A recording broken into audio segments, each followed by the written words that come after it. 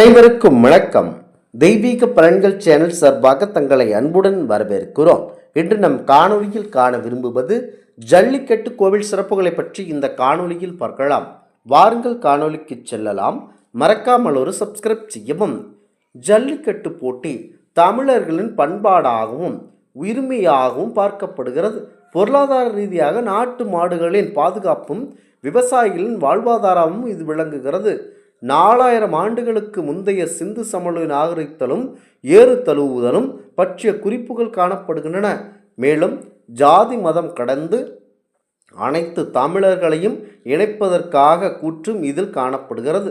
மதுரை மாவட்டத்தில் அமைந்திருக்கும் அழகுத்தேவர் இதற்கு உதாரணமாக விளங்குகிறார். அழகுத்தேவர் இவர் மதுரையைச் சேர்ந்தவர். மதுரை மாவட்டம் சொக்காம்பட்டியைச் சேர்ந்த அழகுத்தேவர் சுமார் 400 ஆண்டுகளுக்கு முன்பு வாழ்ந்த புகழ்பெற்ற ஜல்லிக்கட்டு வீரராக வரலாற்றில் குறிப்பிடப்படுகிறார்.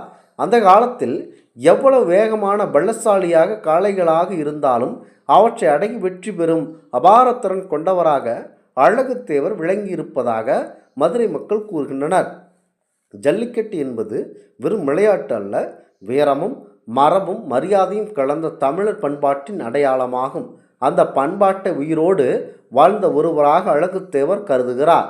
காளைகளை அடக்கும்போது அவர் காட்டிய தைரியமும் நியாயமான காளைகளுக்கு சேதம் விளைவிக்காத அணுகுமுறை ஆகியவற்றை மக்களிடையே அவருக்கு தனி சிறப்பான மரியாதையை பெற்று தந்தன. சரி, யார் இந்த அழகுத்தேவர் என்று பார்த்தால் கருதமாய தேவரின் 4வது மகன்தான் அழகுத்தேவர். தன்னுடைய இளம் வயதிலேயே ஜல்லிக்கட்டில் அதிக ஆர்வம் கொண்ட இவர் திருமணம் செய்து கொள்ளாமல் பல்வேறு ஊர்களுக்கு சென்று பல காளைகளை தனது நண்பன் சமயனோட அடக்கி வந்துள்ளார்.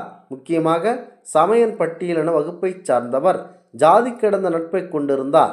தன்னுடைய 26 வயதில் கிழக்கியில் குடி பகுதியில் நடைபெற்ற ஜல்லிக்கட்டு தனது நண்பருடன் சென்று சுமார் 5 காளைகளை தொடர்ச்சியாக அழகுத்தேவர் அடக்கியுள்ளார்.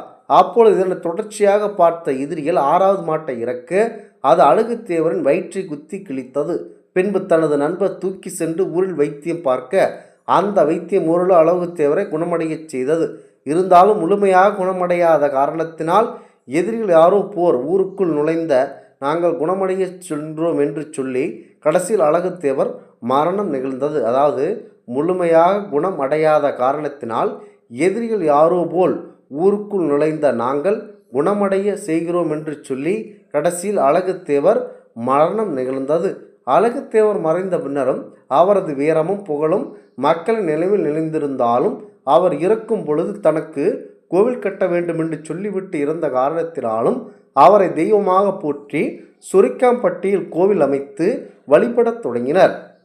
இந்த கோவிலில் அழகுத்தேவர் காளையுடன் நிற்கும் வடிவில் சிலை அமைக்கப்பட்டிருக்கிறது குறிப்பிடத்தக்கது. இது அவரது ஜல்லிக்கட்டு வாழ்க்கையும் காளைகளுடன் இருந்தால் ஆழ்ந்த பந்தத்தையும் வெளிப்படுத்துகிறது. குறிப்பாக இன்றும் ஜல்லிக்கட்டு போட்டிகளில் பங்கேற்கும் வீரர்கள் குறிப்பாக அலங்காநல்லூர், பாலமேடு, அவனியாபுரம் போன்ற புகழ்பெற்ற ஜல்லிக்கட்டு போட்டிகளுக்கு செல்லும் முன் சொக்காம்பட்டியில் உள்ள அழகுத்தேவர் கோவிலுக்கு வந்து வழிபடுவதை வழக்கத்தில் வைத்துள்ளனர். அழகுத்தேவரின் அருள் இருந்தால் காளைகளிடமிருந்து காப்பாற்றப்படுவோம், வெற்றியும் கிடைக்கும் என்ற ஆழ்ந்த நம்பிக்கை ஜல்லிக்கட்டு வீரர்களிடையே இருக்கிறது.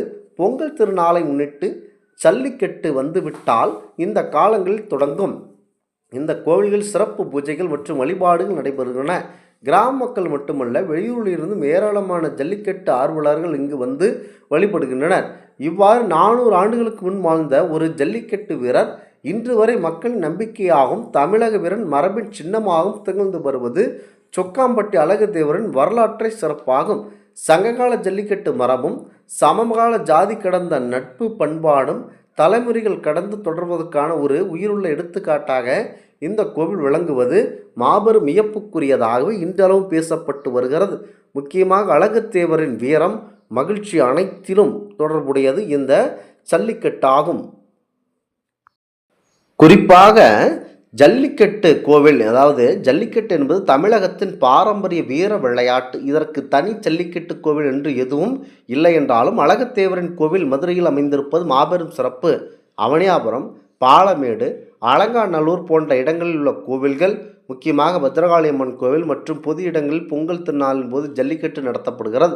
இதில் காளைகள் மிரண்டு ஓடும்போது அவற்றை பிடித்து அவற்றின் கொம்புகளில் கட்டப்பட்டிருக்கும் பரிசுகளை வெல்வதே நோக்கம். இது வீரத்தையும் தமிழர்களின் பண்பாட்டையும் வெளிப்படுத்துகிறது. ஏறு தழுவுதல், மஞ்சு விரட்டு, மாடி பிடித்தல், ஏறுகோல், சல்லிக்காசு கட்டுதல் என பல பெயர்கள் உண்டு. ஜல்லிக்கட்டு முக்கியமாக காளையின் வீரத்தையும் மாடு பிடிவரின் தைரியத்தையும் வெளிப்படுத்துவது, விவசாயிகளின் பெருமையை கொண்டாடுவது இதெல்லாம் ஜல்லிக்கட்டின் முக்கிய பங்காகும். முக்கியமாக மதுரை, அவனியாபுரம், பாலமேடு, அலங்காநல்லூர், சிவகங்கை, புதுக்கோட்டை போன்ற மாவட்டங்களில் இந்த ஜல்லிக்கட்டு போட்டி பிரபலமாக கொண்டாடப்படுகிறது. ஜல்லிக்கட்டு நடைபெறும் இடங்கள் பெரும்பாலும் கோவில்களுக்கு அருகாமையில் இருக்கும். அவனியாபுரம் பத்ரகாளியம்மன் கோவில் அருகே அல்லது கோவில் திருவிழாவின் ஒரு பகுதியாக இருக்கும். இது ஜல்லிக்கட்டின் கலாச்சாரம் மற்றும் மத முக்கியத்துவம் படுகிறது. சுருக்கமாக ஜல்லிக்கட்டு என்பது முக்கியத்துவம் புரிந்தது. அனைத்திலும் முக்கியமாக இந்த ஜல்லிக்கட்டு கலாச்சார நிகழ்வு குறிப்பிட்ட ஜல்லிக்கட்டுக்கென்று ஒரு கோவில் அமைக்கப்பட்டு அழகுத்தேவரின் புகழ் மற்றும் வீரம் ஆகியவற்றை கொண்டாடப்படுகிறது. அந்த கோவில்கள் இந்த நிகழ்வில் முக்கிய பங்கு ஆற்றுகின்றன. இந்த ஜல்லிக்கட்டு முக்கியமாக அனைத்திலும் முக்கியத்துவம் பொருந்ததாகவே இன்றளவு பார்க்கப்பட்டு வருகிறது. இதற்கு தமிழகத்தில் எத்தனையோ எதிர்ப்புகள் இருந்தாலும் அந்த ஜல்லிக்கட்டு வருடாவருடம் நடந்து வருகிறது. எத்தனையோ உயிர் சேதங்கள் ஏற்பட்டாலும் தமிழர்களுடைய பண்பாடு, வீரம் அனைத்தையும் உள்ளடக்கி அவர்கள் இந்த ஜல்லிக்கட்டை நடத்தி தான் வருகிறார்கள். அதில் இது ஜாதி கடந்த, மதம் கடந்த தமிழர்கள் ஒன்றிருப்பதற்கான அனைத்தும் இதில் நடைபெறுகிறது. மதுரை மாவட்டத்தில் அமைந்திருக்கும் அழகுத்தேவர் இதற்கு உதாரணமாக விளங்குகிறார். ஜல்லிக்கட்டு போட்டி தமிழரின் பண்பாடாகவும் உரிமையாகவும் பார்க்கப்படுகிறது. பொருளாதார ரீதியாக நாட்டு மாடுகளின் பாதுகாப்பும் விவசாயிகளின் வாழ்வாதாரம் இது குறித்து விளங்குகிறது. 4000 ஆண்டுகளுக்கு முந்தைய சிந்து சமவெளி நாகரிகத்திலும் ஏறுதழுவுதல் பற்றிய குறிப்புகள் சிறப்பாக இருக்கின்றன. மேலும் ஜாதி மதம் கடந்து அனைத்து தமிழர்களையும் ஒன்றிணைக்கும் கூற்று இதில் அடங்குகிறது. அழகுத்தேவர் இதற்கு உதாரணமாக விளங்குகிறார். மதுரை மாவட்டம் சொக்காம்பட்டியைச் சேர்ந்த அழகுத்தேவர் சுமார் 400 ஆண்டுகளுக்கு முன் வாழ்ந்த புகழ்பெற்ற ஜல்லிக்கட்டு வீரராக வரலாற்றில் குறிப்பிடப்படுகிறார். அந்த காலத்தில் எவ்வளவு வேகமான பலசாலியான காளைகளாக இருந்தாலும் அவற்றை அடக்கி வெற்றி பெறும் அபாரத்திறன் கொண்டவர்தான் அழகுத்தேவர் விளங்கியதாக கூறப்படுகிறது. அவருக்குத்தான் கோவில் கட்டி இன்றளவும் வழிபாடு செய்கிறார்கள். ஜல்லிக்கட்டு தொடங்குவதற்கு முன் அந்த கோவிலுக்கு சென்று அவரிடம் ஆசீர்வாதம் பெற்ற பிறகே அந்த ஜல்லிக்கட்டில் வீரர்கள் இணைகிறார்கள். இந்த ஆன்மீக தகவல் உங்களுக்கு பிடித்து இருந்தால் தெய்வீக பலன்கள் சேனலை கண்டிப்பாக சப்ஸ்கிரைப் செய்து கொள்ளவும். மீண்டும் ஒரு நல்லதொரு காணொலியில் உங்களை சந்திக்கிறோம். நன்றி, வணக்கம்.